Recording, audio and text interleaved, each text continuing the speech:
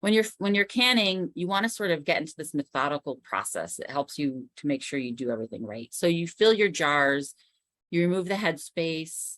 I mean, you check the headspace, and then you maybe remove any air bubbles that are in there, recheck the headspace, you know, clean your rims, cap the jars, and then you process them for the time temperature recommended in the recipe.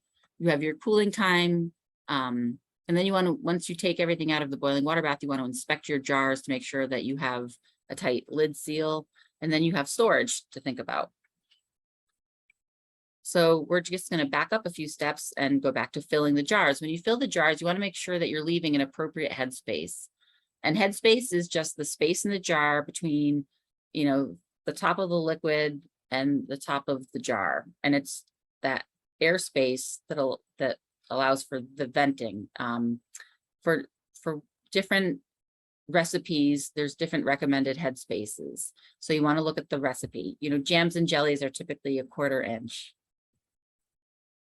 Headspace is really important. If you have too little headspace, the food may bubble out during processing. It can get on the rim and prevent a tight seal, which would cause spoilage and food safety risks.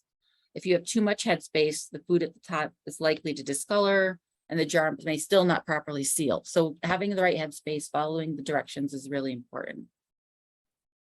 And this is just a visual of the jars. If you look at the jars, you can sort of eye where the headspace is.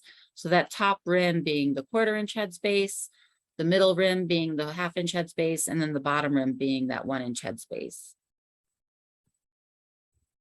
So when you're closing the jars, it's really important to prevent air bubbles. Run a plastic knife-like utensil around the edges of the jars.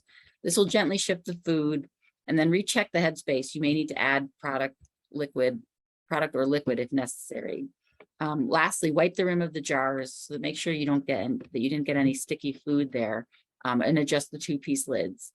When you put the ring, the screw band on, it just needs to be finger tight. You don't need to cramp down on the jar.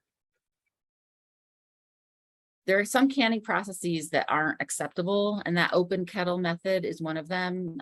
And also putting paraffin on jams and jellies and turning the jars upside down instead of heat processing is no longer acceptable for a safe method. So when you're using a boiling water bath, you want to make sure that you fill the canner with enough water so that you have about 1 or 2 inches on top of the jars when you have the jars loaded in the canner. Once you load all your jars in the canner, you bring it to a slow boil, and then you can start your timer. You may need to add hot water if you put all your jars in and you realize that it boiled for a long period of time and a lot of water evaporated. So just be aware of how much water is on top of the jars. So you start your timer when the water returns to a boil. So processing time for so you want to follow the processing time that's specified in the recipe. Don't make any modifications.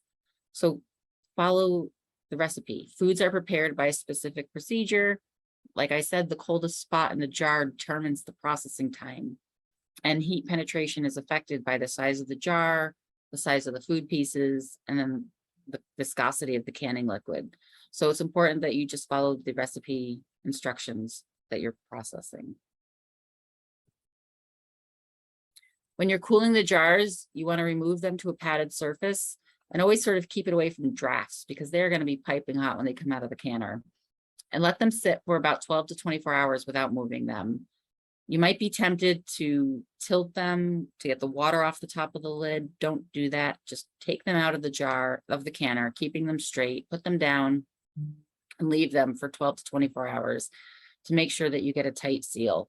As they cool, that vacuum seal might occur. You'll listen for that pop sound and you'll see that the lid is curved inward and it won't move when you press it. Another thing you can do is sort of tap it with a spoon and listen for a ringing sound. So once the jars have cooled, you can store them, and you want to remove those screw bands and clean and dry them because they might have gotten a little foody during the process, and you might need to wipe the jars down. Maybe consider labeling them with required information, such as like a date and a lot or tracing number, So a way that you can, if you produce a certain lot on a certain day, track it. Store it in a cool, dry, dark place, sell or use within 2 years, and examine all products before selling.